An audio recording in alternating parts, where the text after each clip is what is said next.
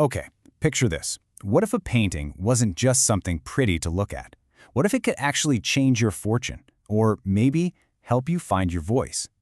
Today we're diving into the world of Zhanna Mezhinskaya, an artist who says her canvases are actually tools for transformation. It's a pretty wild idea, and it kind of challenges everything we think we know about art. So let's see how she does it. I mean, it's a huge question, right? One we don't really stop to ask very often, but it's at the heart of everything. What is art actually for? Is it just for decoration?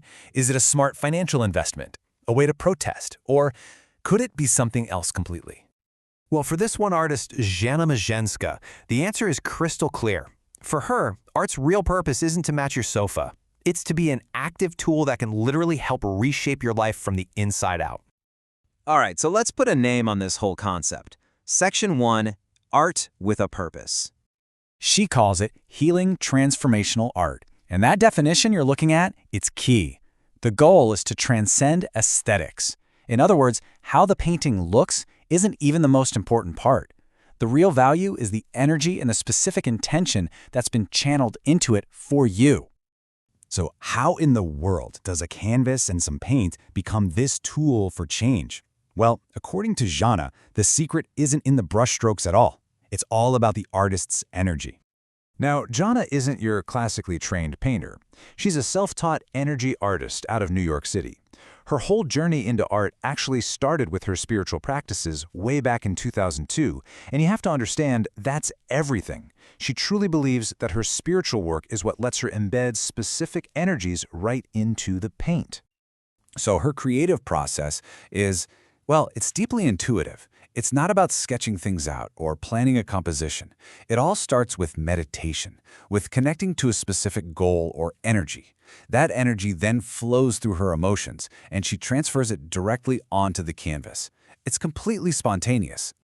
And this quote from her just nails it. It's not about the technical skill of painting a perfect image. It's about emotionally transferring a feeling, an intention.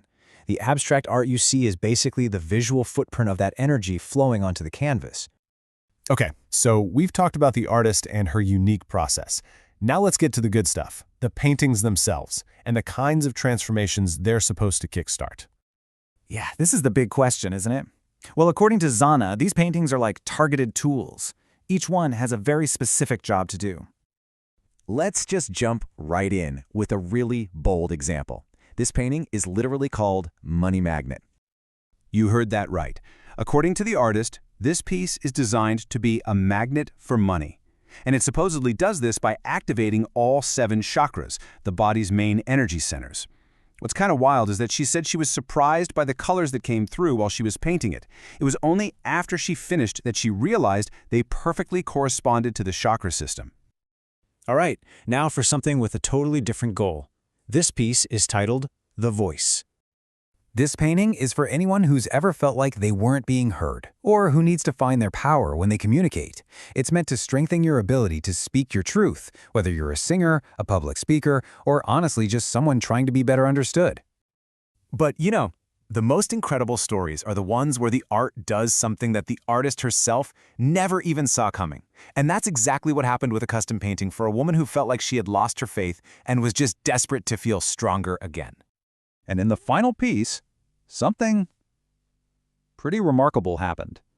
As you can see from her quote, half the face of a Buddha just seemed to appear on its own in the abstract colors. For Zhanna, who never paints recognizable objects, this was just a profound sign that some higher energy had stepped in to help her client. So as you can probably tell, this isn't your typical trip to an art gallery. Getting one of these paintings is more like starting a relationship. It's a totally interactive and personalized experience. The whole process is deeply personal, and it actually starts with you. Clients will tell her what they're trying to achieve, more confidence, a new relationship, you name it. Zhanna then either matches them with a painting she's already made or creates a custom one by channeling their specific intentions. It even comes with instructions on where to hang it, and she claims she can remotely activate it to boost its energy. And this quote right here is basically the instruction manual for her work. She tells people to bypass their logical brain and just tune in to how they feel. The real message of the painting, she says, is something that your soul picks up on, not just your eyes.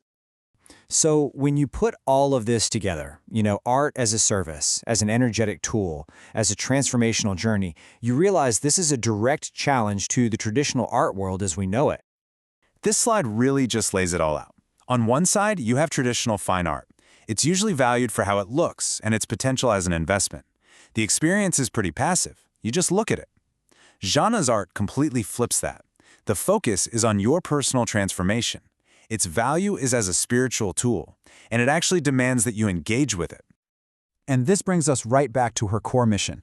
In the context of the regular art market, this is a really radical idea.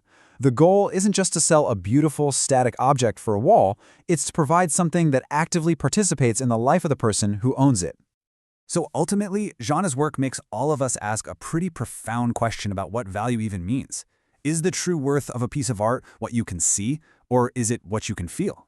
Does it come from what the critics say or from that unseen, deeply personal connection between a painting and its owner?